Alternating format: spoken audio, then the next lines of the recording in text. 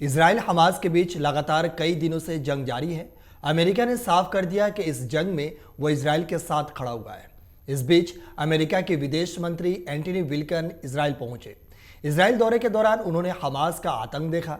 बता दें कि युद्ध में अब तक दोनों पक्षों से करीब 2500 से ज्यादा लोगों की मौत हो चुकी है, तो वहीं हजारों लोग घायल हो चुके हैं।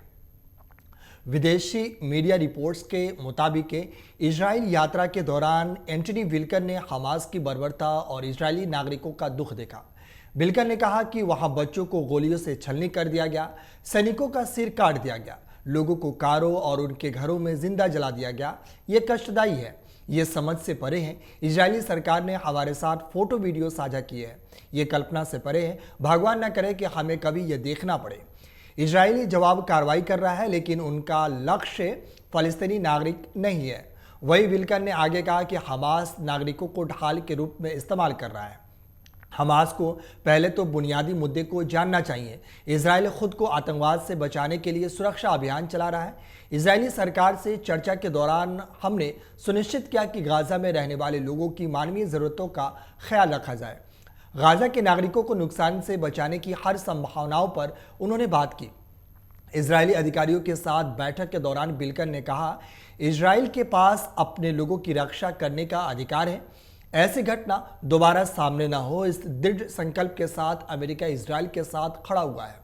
हमारा और इजराइल का मानना है कि अब दूसरा या फिर तीसरा मोर्चा न बने। बाइडेन स्पष्ट है कि इस मौके का कोई लाभ न उठा सके। ब्लिंकन ने राष्ट्रपति बाइडेन के हवाले से कहा कि राष्ट्रपति ने स्पष्ट रूप से कहा है कि हम इजराइल के साथ हैं। हम इजरायली लोगों की सुरक्षा करने और आत्मरक्षा के लिए दृढ़ संकल्पित हैं। आपको बता दें कि इजराइल और हमास के बीच युद्ध तेज होने की आशंका के बीच नेपाल ने अपने कुल 253 छात्रों को एयरलिफ्ट किया है।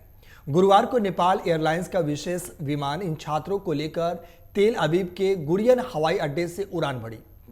विमान के साथ तेल अवीव आए नेपाल के विदेश मंत्री एनपी साउद ने इस छात्रों का स्वागत किया। इजरायली नागरिकों पर हमास के हमले के दौरान 10 नेपाली छात्रों की भी मौत हुई है। तमाम देश अपने नागरिकों को इजराइल से बाहर निकालने के लगातार प्रयास कर रहे हैं।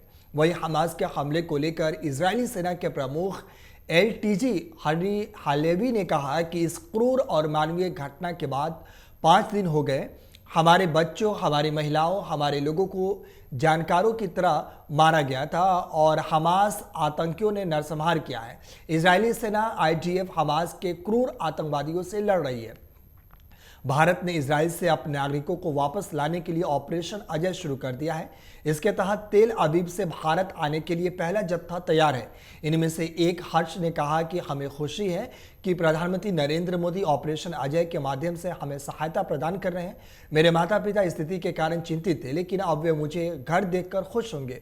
तेल अवीव से भारत लौट रहे एक भारतीय यात्री विशिष्ट ने कहा कि मैं बहुत खुश हूँ, यहाँ बहुत डरावना है। इस निकासी के लिए भारत सरकार को बहुत बहुत धन्यवाद। अमर उजाला अब आपके टीवी पर भी। अपने स्मार्ट टीवी पर YouTube पर सर्च करें अमर उजाला, चैनल सब्सक्राइब करें और देखें ताज़ा खबरें, वो भी HD क्वालिटी में। और हाँ, बेल आइकन दबाना ना भूलें ताकि हर खबर हो आपके घर। अमर उजाला, निष्पक्ष, निर्भीक, निरंतर।